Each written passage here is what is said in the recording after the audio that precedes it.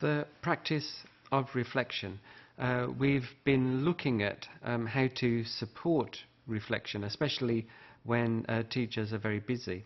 A useful scaffold for engaging with reflection is Bloom's taxonomy.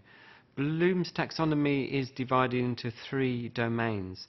The first domain is the cognitive domain, which is knowledge-based, the development of and acquisition of knowledge for the reflective practitioner.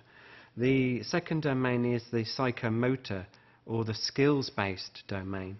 And the third domain is the affective domain, or in other words, the feelings and attitudes and values that the reflective practitioner has. The cognitive domain is divided into a number of levels. At the lowest level, we're talking about simple recall of information. This is an important part of the reflection process, because a reflective practitioner needs to describe experiences and therefore recall very clearly those experiences and link that to knowledge that they hold. That's at the lowest level. At the highest level, we can talk about synthesis and evaluation of the knowledge that we're acquiring. Synthesis and evaluation provides a high degree of critique and judgment of the information that we're gathering. At this level, we're engaging with ideas and our own values about our experiences from a highly interpretative and evaluative standpoint, so that we're being extremely critical in terms of what we're doing.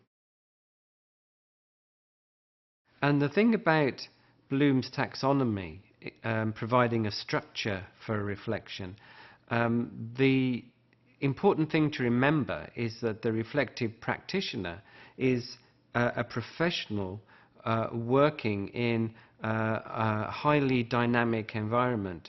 And the thing about reflective practice is it can be used as a tool for developing individual careers. And in people looking at teachers, at reflective practitioners, are looking for a number of things. For example, they are very interested in teachers with a high degree of analytical ability.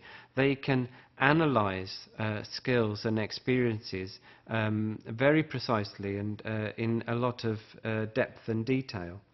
They're looking for people with a good degree of interpersonal skills, because teachers do not work in isolation. They work as part of a group, or ideally as part of a team.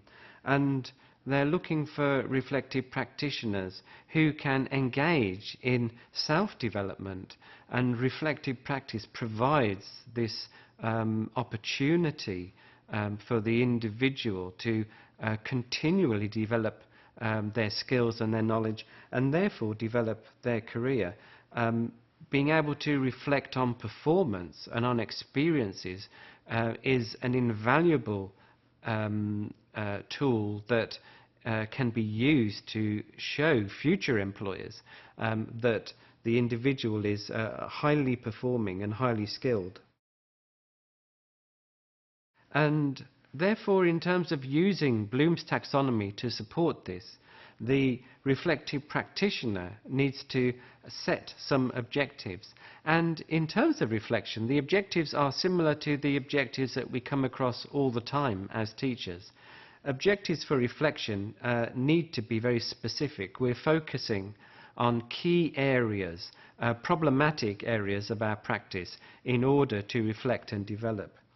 We need to set objectives which we can somehow quantify. We can measure the progress that we're going through.